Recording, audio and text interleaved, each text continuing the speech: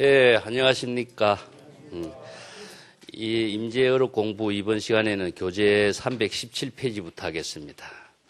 임재선사가 그 도량에 소나무를 심고 거기에 대한 선문답을 나눈 겁니다.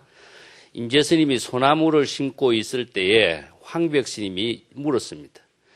깊은 산 속에 소나무가 많이 심어 있는데 또 다시 소나무를 심어서 무엇 하겠는가 하니까 임재스님은 첫째는 선원의 주변 환경을 잘 만들고, 둘째는 후인들에게, 후배 선수행을 하는 사람들에게 표방이 되도록, 즉 길 안내가 되도록 하기 위한 것입니다. 이렇게 이야기했어요. 이제 소나무를 많이 심으면은 선원의 환경이 이제 청정하게 되는 것인데, 특히 소나무라고 하는 것은 송백지조라고 여러분 잘 아시는 것처럼 항상 계절의 변화가 없이 항상 푸르름을 가지고 있죠. 그래서 공자도 송백지조의 청정함을 항상 강조했고, 또 추사도 여러분 잘 아는 것처럼 제주도 귀향살이하고 있을 때 그 자기 제자가 보내준 책에 고마운 뜻을 그린 것이 그림이 세한도라고 있죠. 세한도라고 하는 것은 아주 추위에 소나무가 조금 더 변함이 없는 그런 모습을, 그래서 선에서는 이것을 여여부동의 경지라 그럽니다. 마음이, 불심의 마음이 항상 어떤 대상 경계나 시절, 이 기후에도 변화되는 것이 없이 항상 본래 그대로의 모습으로 작용하고 있는 그것을 상징화하는 겁니다. 그래서 이제 주변 경치도 청정하게 하고 청정한 도량으로 만드는, 불심의 지혜 도량으로 만드는 그런 의미가 하나 있고, 또 하나는 그건 소나무의 청정한 그 생명활동 그 자체가 바로 제법이 여여하게 작용하고 있는 세계를 그대로 제시하기 때문에 제법 후학들이 불법 공부하는데도 항상 이 정신으로 바른 지혜를 체득하고 열애와 같은 경지를 이루도록 하기 위해서 소나무를 심는다, 이렇게 이야기했습니다. 그러고 나서 이제 괭이로 땅을 3번 탁탁 찍었습니다. 자신의 그런 입지를 이제 밝히고 있는 거죠. 그러니까 황벽스님이 말하기를, 그렇지만 그대는 이미 나의 30방망이를 맞지 않았는가.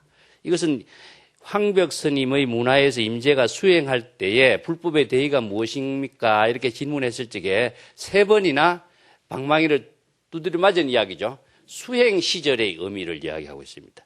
그래서 수행 시절에 그대가 30방망이를 맞고서 비로소 그대 나름대로 독자적인 안목을 갖추게 된 것이 아니냐 하는 것이죠. 그러니까 임재스님이 그러한 그 옛날 그 모습을, 수행 시절의 모습을 회상하면서 괭이로 땅을 3번 찍고는 흑흑거리면서 숨이 차는 소리를 냈습니다. 제가 스님의 문화에서 그때 수행했을 적에는 정말 힘든 시절이었습니다. 이런 이야기죠. 자신의 그런 경지를 이제 그 선생과 대화를 하면서 행동으로 보여주고 있는 거죠. 그러니까 황벽스님이 말하기를, 나의 종지가 그대의 시대에는 널리 세상에 번창하게 될 것이다. 이걸 예언을 한 거죠. 그 황벽이 임재를 이렇게 인가했다라고 하는 그러한 내용이기는 한데, 여기에는 뒤에 단하고 연결되어 있습니다만은 황벽의 불법이 임재를 통해서 번창되고 있는 그 사실을 예언하고 있는 부분이 또 나옵니다. 그런데 벽암록에도 요 구절을 그 풍월연소라고 하는 인물이 임재의 4대의 법을 이은 선성인데, 풍월연소 선사가 임재의 불법을 개성하게 된 그 사실을 예언하고 있다라고 하는 점을 강조하고 있습니다. 그 뒷단에 읽어보면 나오겠습니다만은, 황벽이 임재를 보고 나의 종지가 그대의 시대에 널리 세상에 번창될 것이다, 이 한마디 하는 것을 가지고 벽암록을 벽암록을 강의한 벽암록 38칙에는 황벽을 이렇게 비판했어요. 어린애를 귀엽게 여기는 그 할아버지가 말이지, 자신의 부끄러운 줄을 모르고 자신의 행동을 전혀 부끄럼도 모르고 이렇게 말하는, 행동하는 것과 같다. 임재라고 하는 자기 제자를 너무 아끼고 귀여워하는 입장에서 황벽이 자신이 주책을 부리고 있다 이겁니다. 자기가 벌써 업을 짓고 있는 중생심에 떨어지는 그 사실도 모르고 있는 모습이다. 이렇게 비평을 해요. 예, 그런 모습이 드러나죠. 황벽이 임재라고 하는 인물을 애언을 했다라고 하는 것은 임재라고 하는 제자에게 집착하고 있는 모습이 그대로 드러난 거예요. 이걸 이렇게 비평하고 있습니다. 그 뒷단에 연결해서 나오고 있습니다. 교재가 319페이지 볼게요. 예, 318페이지 밑에 뒤에 위산 스님이 이 이야기를 이제 제시해서 자기 제자 앙산에게 물었습니다. 황벽 스님이 당시 임재 한 사람에게만 불법을 부촉했는가? 아니면 또 다른 사람에게도 부촉한 사실이 있는가? 이것은 이제 질문을 하니까 앙산이 대답하기를 있지요. 그랬습니다. 다만 먼 훗날의 일이기 때문에 애언을 한 먼 훗날의 일이기 때문에 스님께 말씀드리고 싶지 않습니다. 왜 말씀드리고 싶지 않냐면은 선은 항상 지금의 문제를 상먹고 지혜롭게 살아야 되는데 미래의 예언에 대해서 먼 훗날에 대해서 이야기하는 것은 선의 지금 생활에서 벌써 어긋났죠. 그래서 그 점에 대해서 난 그 미래에 대해서 이야기할 필요가 뭐 있습니까? 이러니까 위산이 그렇지만 나도 알고 싶으니까 자네의 안목을 한번 이야기해보게. 그 차원은 나도 이해한다. 그렇지만 한번 이야기해봐라. 그러니까 앙산이 말하겠어요. 한 사람이 남쪽을 가리키면서 오월지방이라는 것은 삼국시대의 강남지방입니다. 그래서 오나라가 이루어진 것을 오월지방이라고 하는데 그 강남 지역에 크게 교화를 펼치고 불법을 성행시키게 될 사람이 있는데 그가 대풍, 큰 바람을 만나면 멈추게 되리죠. 이것도 예언이에요. 이어서 대풍이 누구냐면 풍월연소라고 하는 인물입니다. 그래서 이제 임재의 불법이 흥화존장을 거쳐서 황벽에서부터 불법이 개성되고 있는 것을 이제 이게 예언한 겁니다. 흥화라고 하는 인물. 그 다음에 해옹이죠. 남원이죠. 남원 해옹 거쳐서 풍월. 사대를 거칩니다. 이렇게. 남원 해옹을 거쳐서 풍월연소라고 하는 인물이 등장하게 되는 것을 이야기하고 있습니다.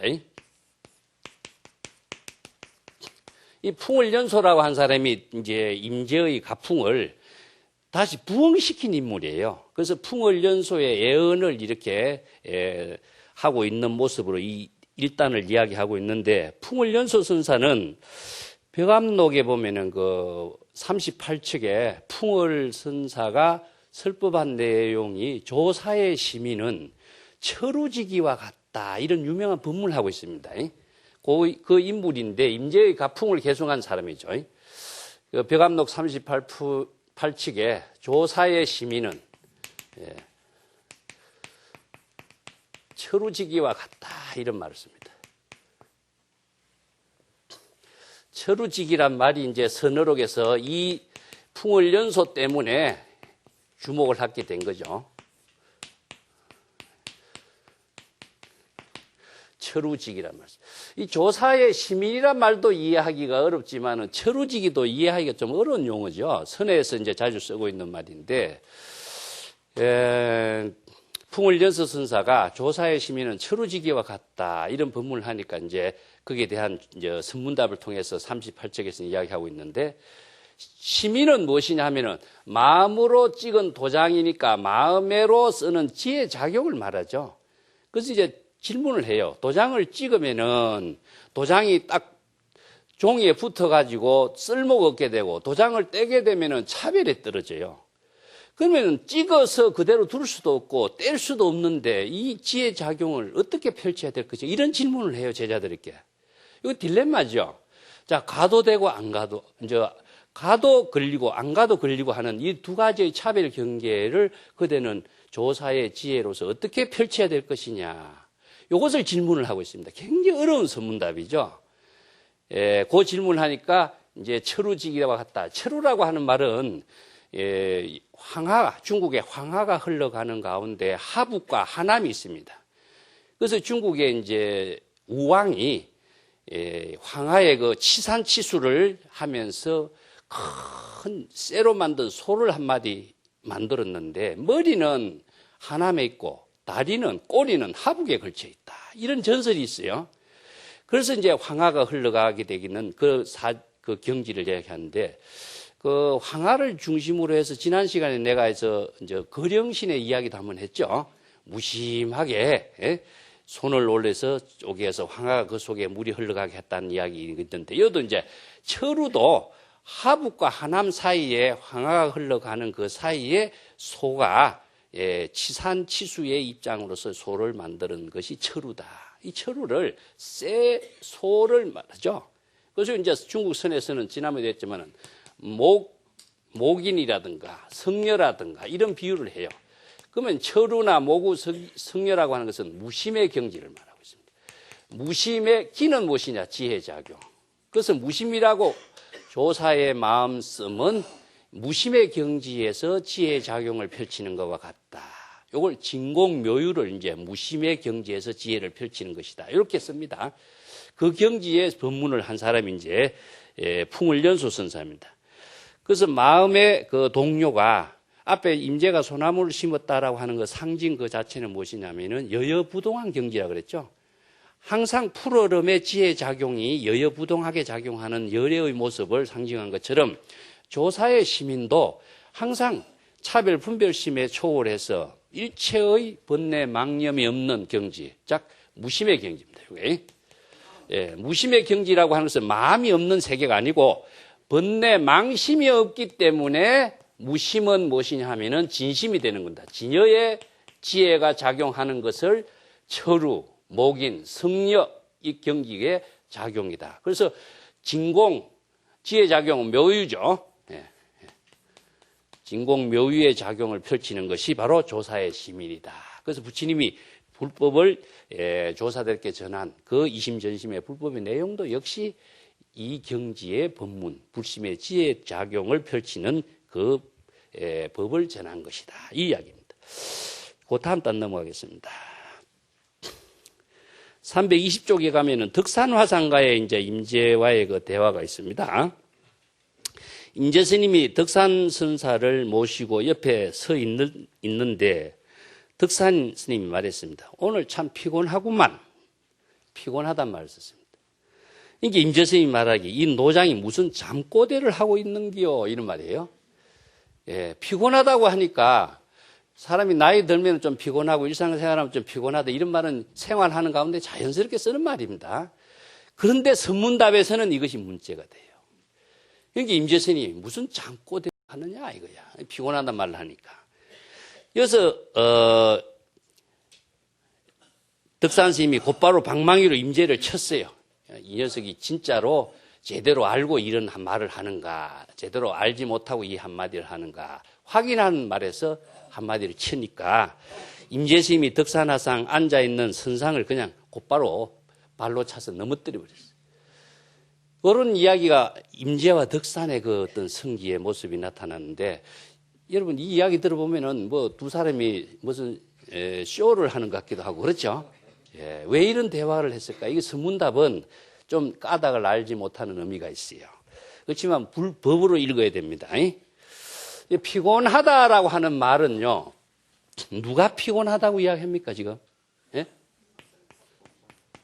덕산이 피곤하다 그랬죠? 그러면 여기서 덕산의 몸이 피곤한 걸 말할까요? 덕산의 본래인이 피곤하다고 말할까요?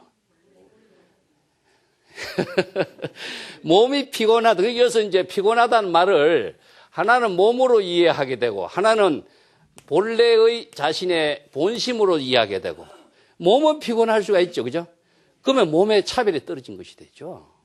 그 덕산은 그럼 중생이 되어버립니다. 그렇기 때문에 여기서 덕산이 말하는 피곤하단 말은 사실상 무심코 오늘 좀 피곤하네 이 말 했는데 임재는 이것을 차별에 떨어진 것을 지적해버린 거예요.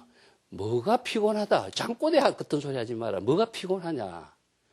당신은 몸이 피곤하다고 이야기할지 몰라도 내가 볼 적에 피곤하다는 것은 본심을 말하는 겁니다. 우리가 항상 지금 여기 자신의 본심의 지혜 작용을 하는 것이 선이기 때문에 여기서 잠꼬대를 하느냐 하는 말은 몸이 피곤한 것처럼 이야기하는 덕산을 지금 한 방 치는 거예요. 근데 여기에서 본심은 피곤하다 아니면은 병들다 이렇게 말할 수가 없죠. 예? 본심은 병이 드는 것도 아니고 피곤한 것도 아닌 거죠. 항상 본심의 지혜는 여여부동하죠. 그 이야기를 지금 하고 있습니다. 이와 비슷한 선문답이 어디 있냐 하면요. 마조 스님이 병으로 누워 있었어요. 누우니까 자기 원주가 스님 오늘 몸이 좀 어떠십니까? 스님 병 문안하는 소리입니다. 오늘 스님 몸이 좀 어떠십니까? 하니까 마조선사는 일면불 얼면불 그럽니다. 예. 일면불 얼면불. 벽암록에 나온 말입니다. 예. 다른 말 한마디 하지 않고 일면불 얼면불 그래요. 그래서 일월이란 말을 붙잡고 부처란 입장에서 밝히고 있어요. 그래서 몸이 오늘 병환이 어떻습니까? 하니까 일면불 얼면불. 이 말은 참 어려운 공안입니다.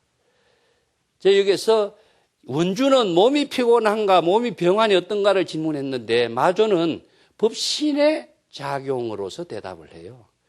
부처는 이것은 이런 낮이고 밤이고 이렇게 상징할지라도 항상 부처의 지혜 작용은 변함이 없죠. 여여부동의 경지죠. 항상 여여부동한 그 경지에서 인내에 있는 자신의 본래인의 지혜 작용 입장에서 병든 입장을 밝히지 않고 있어요. 이거 말은 무엇이냐? 여러분 병 이야기하면 유마거사 이야기 나오죠? 유마거사가 병거사라 그럽니다. 병든 거사. 그것을 모방한 추사도 이제 자기가 병거사 이런 칭호를 붙이는데 아난이 부잣집에 걸식을 하러 가요. 유마경에 보면은. 그 부잣집에 우유를 걸식하러 가는 겁니다. 그런 모습을 보고 유마가 아난에게 질문을 던져요. 뭐 때문에 걸식을 하고 있냐? 부처님이 병으로 지금 누워 있어서 내가 우유를 좀 걸식해서 부처님 우유죽을 끓여 드리려고 합니다. 이 사람 큰일 날 소리 하고 있다. 외도가 들으면은 자네 말을 어떻게 듣겠느냐? 부처님이 어떻게 병으로 누워 있다고 이야기하냐? 이런 이야기합니다. 그 아나는 부처가 어떤 부처의 육체의 병을 보는 거죠. 유마는 뭘 봅니까? 본심의 병을. 그래서 부처는 피곤한 것도 없는 경지고 부처는 병든 경지도 초음 경지이기 때문에 부처는 건강불개신이다 이런 말씀입니다. 우리의 법신은 그래서 건강불개신이라. 건강 다이아몬드와 같이 몸이 깨어지지 않는 경지를 우리가 법신이라고 하는데 어떻게 부처님의 몸이 병이 들었다 이런 말을 할 수가 있느냐.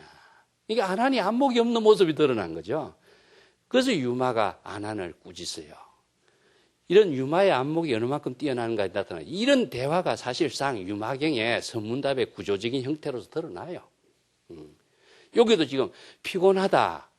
뭐가 본래인이 피곤하다, 피곤하지 않다 그런 장꼬대 같은 소리를 하느냐. 이게 이제 임재가 덕산에 무심코 한마디 던진 말을 치는 겁니다. 그러니까 덕산이 곧바로 방망이로 쳤어요. 이놈 보통 놈이 아니다.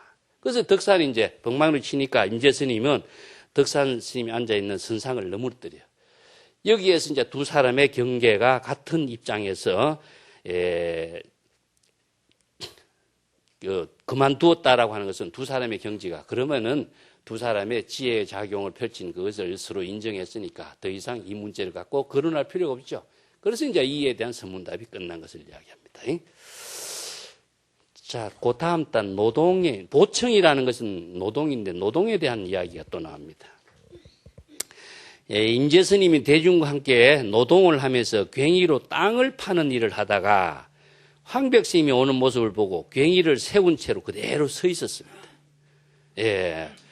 그 노동을 하는 것이 이제 중국 선언에서는요, 그냥 농사 일을 하는 것이 아니라 생산 노동을 했습니다. 그 중국의 그 조사선의 세계가 불교의 역사에서 종교 개혁이라고 할 수 있는 것이 노동법을 수용하고 있다는 겁니다. 원래 노동 땅을 파고 나무를 자르고 하는 것은 계율에 위반되는 사항이기 때문에 출가인으로서는 이 일을 하지 못하게 돼 있어요. 그래서 인도의 전통적인 출가인은 걸식만 하게 돼 있습니다. 그래서 쌀 곡식을 사찰에 두지 말고 재배도 하지 말고 걸식만 해서 아주 도를 행하는 일에다만 전념하게 되는데 중국에 오니까 풍토가 다르죠. 그래서 자연히 산중에서 사찰이 이루어지다 보니까 곡식을 사찰에다 두게 되고 곡식이 또 맨 처음에는 국가에서 많은 지원을 받아서 사찰이 운영됐을 적에는 그걸 이런 농사를 안 했습니다. 안 했는데 노비를 두어서 농사를 하거나 이런 경우는 있었는데 선원이 유론에서 독립을 해요. 이 독립이라고 하는 것은 무엇 뜻이냐 하면은 전통적으로 선원의 형태가 부처님을 모시지 않았다고 그랬죠. 법당만을 두었다. 법당이라는 것은 조실 스님이 그대로 법을 설하는 곳이 법당입니다. 지금 우리가 지금 법당 여기는 일반적으로 부처님을 모시고 법당이라고 하는데 중국 선원에서는 유런에서는 부처님을 모시고 하루에 6시행도, 하루 6번 법당에 올라가서 참회 정진을 하는 의식이 이루어져 있어요. 6시행도란 말씀입니다. 우리가 기도할 적에 4분 정건을 해서 법당에 올라가서 정건을 하는 것도 하루에 2시간씩 하면 8시간 법당에서 정건을 하게 되는데 출가 수행자들의 모든 기본 생활이 인시, 새벽 5시 전에 일어나서 저녁 9시까지 잘 때까지 모든 생활이 참회를 하거나 기도를 하거나 애참을 하거나 이런 생활이 수행 생활이 전부였었어요. 그러다 보니까 유런 생활이 이런 생활을 하다 보니까 선수행자들이 여기에 대해서 언제 우리가 불법의 지혜를 바로 깨달아서 독자적인 깨달음의 삶을 실현할 수 있는 불교의 정신을 언제 펼칠 수 있겠느냐. 그래서 이제 이런 유론 생활에서 우리가 벗어나야 되겠다 해서 유론에서 독립을 해요. 독립을 하다 보니까 자연적으로 후원자가 맨 처음에 없죠. 그래서 땅을 개간합니다. 땅을 개간했기 때문에 괭이라든가 이런 것을 갖고 농사를 지어가서 생산 노동을 하는 작업자족을 하는 생산 노동을 한 것을 보청이라고 합니다. 이 보청이라는 것은 한 사람도 대중이 빠짐없이 노동에 참석해야 하는 의무 규정의 하나입니다. 그래서 이제 선언에서 독특한 의무 규정이 이 보청법이라는 겁니다. 그래서 백장청규에서 맨 처음 여러분들 하루 일하지 않으면 하루 먹지 않는단 말이 그래서 나와요. 그래서 백장이 하루에 일하러 가려니까 노인네가 일하는 모습이 보기가 딱해서 원주가 백장 스님이 사용하고 있는 노동 도구를 감추었어요. 그래서 일하러 가지 않았다. 그래서 그날 하루에 공양을 하지 않았어요. 그래서 나도 대중과 같이 노동을 하지 않았기 때문에 나는 하루를 굶는다 하는 그런 정신이 선성의 생활 속에서 대중과 똑같은 노동을 한 것이 드러난 거죠. 그래서 백장청규에서 보청법이라고 하는 것은 종교개혁입니다. 계율의 조목까지도 의식에서 탈피하고 현실에서 생산적인 지혜 작용, 지혜로운 생활 그 가운데서 노동법을 펼친 교단이 우리 불교의 역사에서는 조사선에서 처음 이루어집니다. 이것이 이제 보청법으로 나타난 거죠. 노동을 하면서 대중들하고 괭이로 땅을 파는 일을 하다가 황백스님이 오늘 보고 그대로 괭이를 세운 채 서 있었습니다. 황백스님이 이 녀석이 지쳤나 이런 말을 합니다. 여기서 이 녀석은 뭘까요? 임재 사람을 가리킬까요? 누구를 가리킬까요? 항상 선문답에서는 사람을 가리킨다면 황백은 임재라고 하는 명상에 집착된 중생이 되죠. 그래서 이 사람, 이곳, 여기 이런 말은 본래인을 이야기합니다. 본심의 법신의 작용을 말하고 있어요. 그 이놈이 지쳤나? 왜 가만히 서 있느냐? 가만히 서 있는 모습을 보고 하는 말이 임재를 보고 하는 말이 아니라 실제로는 임재의 본래인의 지혜 작용이 멈춰 있는 상태를 지적하고 있는 겁니다. 그래서 명상, 임재라고 하는 몸을, 형체를 본다면 명상에 떨어진 황백의 중생이 돼요. 그렇기 때문에 선문답에서는 이놈이 지쳤나 하면은 어떤 사람은 임재의 모습을 보고 지쳤나 이렇게 보겠죠. 실제로는 임재가 몸을 움직이는 주체는 지혜작용의 본래인이죠. 그래서 본래인을 보고 지쳤나 이렇게 한 겁니다. 임재 스님이 말하기를 괭이도 들지 않았는데 지칠 일이 있습니까? 괭이도 들지 않고 서 있죠. 이게 무엇이냐면 괭이라고 하는 차별 대상 경계도 의식을 하지 않는 본래인이 어떻게 지칠 일이 있습니까? 이런 말이죠. 자기가 괭이를 세워두고 있는 모습을 가지고 그대로 선문답을 지금 나누고 있는 겁니다. 그것은 무심의 경지죠. 본래인이 괭이라고 하는 분별 의식의 대상 경계를 초월해서 자신의 작용하고 있는 모습이 무심의 경지에 있는 내 본래인의 지혜작용이 지칠 일이 있습니까? 이런 대답을 하는 겁니다. 예. 그러니까 황벽이 방망이로 곧바로 쳤습니다. 방망이로 쳤다라고 하는 것은 이제 그대로 인정하고 있는 의미죠. 예. 그 임재스님이 방망이를 받아치고는 황벽선을 그대로 밀쳐버렸다. 예, 이거 두 사람이 이제 지혜 작용을 나누는 겁니다. 예, 본래인이 지치지 않는 지혜 작용의 모습이죠. 임재도 지치지 않는 지혜 작용이 살아있는 모습을 보여주고, 황벽도 본래인의 지혜 작용으로서 그대로 보여주고 있는 것을 이제 행동으로 보여준 겁니다. 황벽심이 윤하를 불렀어요. 나를 좀 일으켜 주게. 윤하도 옆에서 노동을 같이 하고 있었겠죠. 황백심이 자빠져 있는 상태니까 윤하야 나 좀 일으켜 주게, 이런 이야기입니다. 하니까 윤하스님이 가까이 가서 황백스님이 일으키면서 말하기를, 화상께서는 어째 저 미친놈이 무례함을 용서하십니까? 저렇게 무례하게 행동을 하는 이 임재를 어떻게 가만히 두고 봅니까? 이런 이야기죠. 그래서 황백스님이 일어나서 윤하를 방망이로 쳤습니다. 윤하는 어떻습니까? 본래인의 지혜작용을 보지 못하고 형상에 떨어진 임재와 황벽의 모습만 보고 있죠. 이런 경계에 떨어져서 사량 분별을 하는 놈 하면서 친 거예요. 예. 그러니까 이제 임재 스님은 굉의질을 하면서 말했습니다. 제 방에서는 화장을 하지만은 나는 여기서 단번에 산채로 묻어버리지, 이런 말씀입니다. 이게 산채로 화장을 한다, 화장을 한다, 산채로 묻어버린다 말은 무슨 말일까요, 여기에서? 예.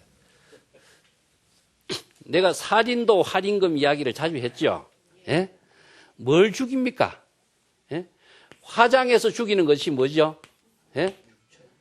중생심이죠. 예. 중생심을 화장해서 죽인다, 이것이 살인도를 표현하는데, 또 여기서 산채로 묻어버린다. 그대로 그냥 있는 그대로, 지금 여기에서 그대로 산채로 묻어버린다. 이런 것은 이것도 살인도의 작용인데, 화장하는 거하고 산채로 묻어버린다 하라고 차이가 무엇이냐 하면은, 이것은 지금 여기에라고 하는 거예요. 지금 여기에서 곧바로 그런 지혜작용을 펼치고 있는 것을 무엇이냐 하면은, 자신은 돈법으로서 동교의 법을 펼치는 사람이다, 이런 이야기입니다. 선이라고 하는 것은 항상 지금 여기 시절 인연의 지혜를 작용하는 것이 바로 생명력이 있는 것이지, 지금 여기를 떠나서는 벌써 차별 분별적인 사고가 돼요. 그래서 화장을 한다 하면 어떻게 됩니까? 화장터에 가야 되고 준비를 해야 되고 태워야 되고 이런 몇 가지 절차가 남죠. 이것은 무엇이냐면은 점교. 점은 방편을 사용하는 것이고 돈은 방편을 사용하지 않는 거예요. 그래서 어떤 방편을 사용하느냐? 그래서 선은 직지인심이야. 항상 지금 여기에서 곧바로 지혜를 작용하는 것이 선의 생명이고요. 이 시간과 이 공간을 떠나서 선의 지혜 작용을 펼치는 것은 벌써 죽었어요. 그래서 선은 돈교다. 그래서 북종선에서 점교에다가 남종선에 동교라고 주장하는 의미가 여기 있습니다. 동교와 점교의 차이는 무엇이냐 하면은, 점교는 방편을 쓰는 거예요. 방편은 법화경에서 삼성의 방편이 일성의 진실로 되돌아가게 하는 법문이, 이게 방편의 법문입니다. 성문영각 보살의 가르침을 중생의 근기에 따라서 다양한 방편을 쓰지만은 궁극적으로는 일성의 진실의 깨달음으로 되돌아가게 하는 것이 불법의 근본 가르침의 정신이에요. 그래서 방편을 사용하는 것과 사용하지 않는 것은, 선에서는 지금 여기 지혜를 곧바로 작용하는 것과의 차이가 전과 돈의 차이라고 합니다. 화엄경에서 53선지식이 선제동자가 53선지식을 차례차례로 방문하는 것이죠. 이것은 무엇이냐면 방편을 사용하는 거예요. 선지식 한 사람 한 사람이 가지고 있는 지혜를 전부 다 점차적으로 배워 익혀서 자신이 등각, 묘각의 경지를 이루는 그런 가르침을 점교라고 합니다. 그 선에서는 불심의 지혜를 지금 여기에서 곧바로 시절 인연을 작용할 수 있는 능력을 펼치는 것이 선이다. 그래서 이 임재가 나는 산채로 곧바로 물어버리지 화장 같은 거 안 한다, 이런 말 그랬었습니다. 그 뒷장에 보겠습니다. 뒤에 위산 스님이 앙산에게 질문했어요. 황벽 스님이 윤화 스님을 방망이로 때린 것은 무슨 의도인가 하니까 앙산 스님이 말하기를 진짜 도둑은 도망가고 뒤쫓아가던 사람이 얻어맞은 꼴이지요. 이 진짜 도둑은 누구죠? 임재죠. 이게 진짜 도둑은 무엇이냐 하면은 황벽의 불법을 완전히 훔친 도둑 임재는 도망가버리고 황벽의 불법을 제대로 훔치지 못한 도둑, 따라다니는 도둑은 방망이를 맞은 꼴이다. 이런 이야기입니다. 그 선에서 도둑 이야기가 자주 나오는데 이것은 도덕의 악지혜라고 그럽니다. 도덕의 지혜는 악지지만은 아무리 많은 경찰이 도둑을 잡으려고 해도 잡기 어렵다. 이런 말에서는 도둑에다가 비유를 한 겁니다. 남의 것을 완전히 훔쳐서 자기 것으로 만드는 사람. 이런 도둑의 기질이 아니고는 불법 공부, 참선 공부 제대로 못한다. 이런 말로서 이제 이 비유를 자주 쓰고 있습니다. 자, 곧 다음 단 보겠습니다. 여기 이제 자선하고 있는 모습이죠. 임재 스님이 하루는 성당 앞에서 자선을 하고 있었어요. 스님들이 앉아있는, 살고 있는 곳이 성당인데, 그때 황벽 스님이 오는 것을 보고 일부러 눈을 찌그시 감았어요. 앉아있다라고 하는 것을 자선이라고 하는데, 보통 자선하고 있는 그 모습의 본질이 조사선에서 자선은 무엇인가가 여기에 드러나요.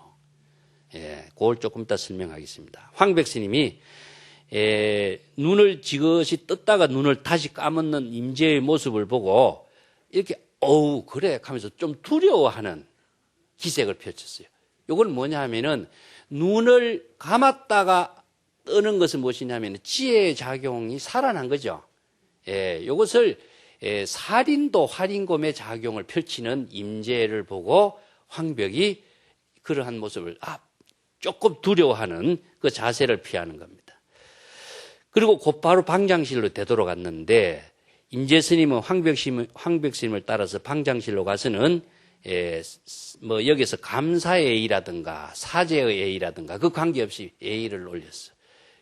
조금 전에 스님과의 그 행동으로 보여준 그 선문답에 대해서 자신이 이제 인사를 올리는 것입니다. 말합니다. 근데 그때 마침 수자가 황벽 스님 곁에서 스님을 모시고 서 있었는데 황벽 스님이 말했어요. 이 스님, 임재를 지칭하죠. 이 스님은 비록 젊지만은 제법 이 일을, 본분사 일을 잘 알고 있다. 이런 말을 했어요. 시자에게 황벽이 임재를 칭찬한 말이죠. 이게 무심코 칭찬한 말입니다. 이 말은. 그러니까 수자가 말하기를 화상께서는 적당히 저 젊은 임재 스님을 인가하려고 합니까? 그 임재 스님을 인가하려고 그런 말씀을 하십니까? 이런 이야기죠. 그러니까 황벽 스님이 스스로 입을 한번 지어 박았습니다. 왜 입을 지어 박았어요? 지금 여기 자신의 일도 철저하게 하지 못하면서 임재를 인가한다라고 하는 것은 자신의 허물이 드러난 거죠. 임재라고 하는 대상 경계를 두고 인정을 한 것은 자신의 지금 본분사를 잃어버린 거죠. 이것을 지금 지적한 겁니다. 그러니까 수자가 알았으면 다행이죠. 이런 말을 합니다. 여기서 황벽이 임재를 칭찬하는 말 그 자체가 무심코 칭찬하는 말이 황벽이 임재라고 하는 제자에 대한 대상 경계에 떨어져서 자기의 본분사를 잃어버린 걸 말합니다. 이게 뭐냐 하면은요, 불교에서는 이게 번뇌장이라고 이런 말을 쓰는, 번뇌장이라고 하는 것은요, 여러분들이 경험 이전에 일어나는 일도 있어요. 어떤 사물을 보고 좋고 나쁜 생각이 금방 일어나죠? 이 불법을 알고 모르고 관계없어요. 그런데 불법은 그럼 어디 쓸모 있느냐? 번뇌가 일어난 사실이 내가 중생차별심에 떨어진 사실을 자각하는데 불법은 쓰여요. 그래서 중생심이 번뇌가 일어나지 않을 수가 없어요. 우리의 삶이라고 하는 것은. 일어나지 않는 번뇌를 일어나지 않도록 하는 것은 이 불법을 모르고 자신의 지혜를 쓸 수 있는 능력이 없는 사람이에요. 근데 참선 공부할 적에 번뇌 일어나지 않도록 참선 공부를 시키죠. 이건 잘못된 참선 공부. 참선은 번뇌가 일어난 것을 불법의 지혜로 스스로 치료할 수 있는 능력을 구족하는 것이 참선 공부입니다. 이게 뭐냐? 알았으면 되었다. 이런 말이요. 망념이 일어난 사실을 자각한다라고 하는 것이 선성의 살림살이에요. 예. 그 때문에 이어서 좌선이라고 하는 것은 그냥 앉아서 그럼 뭘 합니까, 여러분? 좌선이라고 이야기하는데 화두를 참고하는 것이 좌선입니까? 하루에 선언에서는 사시좌선을 합니다. 4번 좌선을 하는데 이 4번 사시좌선이라고 하는 것은 아침으로 2번, 저녁으로 2번입니다. 그래서 낮에는 뭐 했습니까? 처음 노동을 했어요. 그래서 한 번 좌선하는 시간이 한 40분 정도 좌선을 하는데 좌선은 선성에 설법하는 내용을 자신의 지혜로 완전히 만들기 위해서 확인하는 작업을 좌선이라고 합니다. 불법으로 확인하고 불법으로 사유해서 자신의 지혜로서 활용할 수 있는 능력을 체험하고 그러니까 불법의 지혜를 자기 지혜로 만드는 것을 좌선이라고 합니다. 그래서 이제 좌라고 하는 말을 쓰니까 전부 다 앉아서 하는 것이 좌선이다 하지만 행주좌화가 전부 다 좌가 되는 것이 왜 좌냐 하면은 좌선은 본심의 지혜를 작용하는 것을 좌선이라고 한다. 이걸 꼭 기억을 하셔야 돼요. 그래서 부처님이 대통지성불이 식겁이라는 긴 세월의 좌도량에 앉아있다 이런 말씀입니다. 예. 그러면 부처님이 법당에 앉아서 깨달음의 경지에 앉아서 좌선하는 건 아니죠. 그래서 이걸 정좌처라고도 이야기해요. 예? 정좌처라고. 정좌라고 하는 것은 항상 자신이 본심의 지혜로 작용하는 것을 좌선이라고 한다. 그래서 좌선이라고 하는 것은 행주좌화의 문제가 아니라 항상 본심의 지혜로 불법의 지혜로 자신의 중생의 병을 치료하는 그 지혜 작용 이것을 바로 우리가 좌선이라고 그러지 좌선하면서 뭐 하느냐 예를 들어서 여러분들 입정이란 말 많이 씁니다. 입정 내가 전에도 자주 이야기했습니다만 좌선한다고 죽비를 떡 치고 입정하고 입정을 하는데 입정하면 어떻게 하는 게 입정입니까? 그래 앉아있고 가보자 틀고 앉아있는 거 입정이라고 생각하죠. 그거는 형상으로 하는 입정이지 사실상 명상에 떨어지는 입장이 되는 것이지 참선 공부의 입정은 아니죠. 이 정이라고 하는 것이 무엇이냐 하면은 진여의 지혜가 되도록 하는 것을 정이라고 합니다.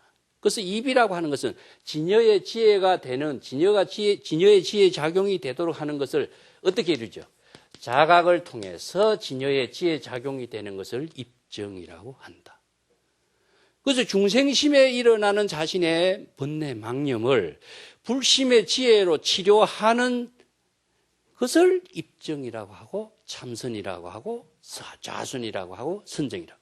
다른 말로도 이 불이 법문 마찬가지입니다. 불이 법문에 들어가다 여러분 이렇게 많이 지금 알고 있죠? 그렇게 알고 있으면 많아요. 이게 잘못된 겁니다. 불이 법문에 어떻게 들어가요? 불이 법문이라는 곳이 어떤 곳인데 어떻게 들어가는지 모른다면은 불이 법문에 들어가단 말 아무리 알고 있어도 자신이 그것은 더 혼란스럽게 만들겠죠. 불의의 경지를 깨닫는 법문 이렇게 여러분이 이야기하세요. 그럼 불의는 어떤 경지냐? 진여를 불의라고 한다. 항상 이걸 생각하셔야 됩니다. 자신의 본래 청정한 마음 그 진여가 중생심의 차별을 초월한 그 경지가 불이라. 그래서 불의는 이려라고도 하고 여여라고도 하고 열애라고도 하고 그래서 한마디로 말해서 열애나 같은 말입니다. 자신의 진여의 지혜가 작용하도록 하는 것은 자각에 의해서만 이루어져. 내가 불교에서 방편의 모든 가르침의 법문은 두 가지가 있다고 그럽니다. 하나는 방편 법문의 모든 구조는 하나는 방향이라고 그랬죠. 방향은 어디입니까? 중생심에서 본심으로 되돌아가는 방향. 중생이 되는 방향으로 가르치는 것은 이 불법을 제대로 가르치는 거 아니다 이거죠. 이게 깨달음을 얻어라, 한 소식 얻어라, 지혜를 얻어라, 도를 얻으라고 하는 사람은요. 마음 밖에서 그걸 얻으라고 하는 것이기 때문에 방향이 우선 어떻습니까? 밖에서 얻어야 되니까 잘못됐죠. 이건 불교의 모든 수행은 본래로 되돌아가는 방향이다. 내가 밥 하나 이야기했습니다. 본래로 되돌아가는 것, 숲에서 집으로 되돌아가는 것. 항상 본래로 되돌아가는 것이기 때문에 중생심은 바뀌요. 본심과 진심은 아니에요. 그렇기 때문에 중생심에서 본심으로 되돌아가는 것이 방향입니다. 두 번째는 어떻게 되느냐. 방법인데 이 방법은 어떻게 되냐면 자각을 통해서만 이루어집니다. 예. 자각을 통하지 않고서는 이 방법을 이룰 수가 없어요. 이 연불수행 한번 여러분 내가 자주 이야기하는데 나무아미타불 한번 해보세요. 나무아미타불 자신의 목소리 들리죠? 자신의 목소리를 자각하는 것, 듣는 것이 자각인 겁니다. 그래서 연불 하는 그 자체가 바로 연불 방편으로서 연불 삼매를 이루게 되는 것인데 연불 삼매는 바로 자각을 통해서 이루어지는 것이 바로 진여의 지혜예요. 그래서 입정이나 불이법문이나 연불 삼매나 똑같습니다. 불교의 수행 체계는 이렇게 이루어지는데 이것을 다른 데서 어두움과 깨달음을 구한다, 도를 구한다 이렇게 해서 전부 다 엉뚱한 곳에서 도를 구하는 잘못된 길에서 헤매는 사람이다 이겁니다. 그래서 본래의 지혜작용을 펼치는 것이 좌선이다. 그래서 이 지혜작용을 어떻게 펼쳐야 될 거냐 하면은 방편법문을 통해서 지혜를 체득하는 공부를 불교인이 해야 돼. 그래서 방편의 법문이라고 하는 것은 자신의 중생심의 병을 치료하는 모든 가르침의 지혜 법문이에요. 그래서 연불수행도 방편을 통해서 자신이 중생심을 치료하는 거죠. 연불을 하지 않으면은 우리는 마음은 번뇌 망념으로 가득 차버려요. 근데 연불을 함과 동시에 어떻습니까? 번뇌 망념은 다 없어지고 연불하는 깨달음의 생활이 이루어지죠. 참선도 마찬가지. 그 가나선에서 무자화두라는 방편을 또 제시하는 거예요. 무자화두를 참고함으로 해서 자신이 중생심의 모든 번뇌 망념이 다 소멸되고 깨달음의 지혜, 자각적인 지혜 작용이 이루어지죠. 이것을 바로 우리가 좌선이다, 참선이다, 수행이다 이런 말 하는 겁니다. 그냥 가만히 있고 아무 생각이 없으면 이것을 무기라고 그래요. 무기라고 하는 것은 자신이 멍청하게 바보로 사는 거예요. 우리가 지혜를 작용하는 능력을 구족하기 위해서 불법을 배우고 연불수행, 참선수행 하도록 이야기하는 것이지 멍청하게 살라고 불법 공부하는 사람 아무도 없어요. 항상 우리는 지혜작용 그 자체가 자신의 왕성한 생명활동에 통해서 자신의 독창적인 삶을 실현하는 힘, 그것을 만드는 그 공부다. 그래서 자성공부, 참선공부, 연불공부, 강경공부 모든 공부가 자신의 지혜를 만드는 공부요, 깨달음을 이루는 공부요, 공덕행을 만드는 공부요, 삼업청정을 통해서 업장을 소멸하는 공부다. 이 공부를 하는 것이 자신의 삶을 만드는 공부지 남을 위한 공부 아니라는 사실을 잘 아셔야 됩니다. 자, 오늘 이야기를 마치겠습니다.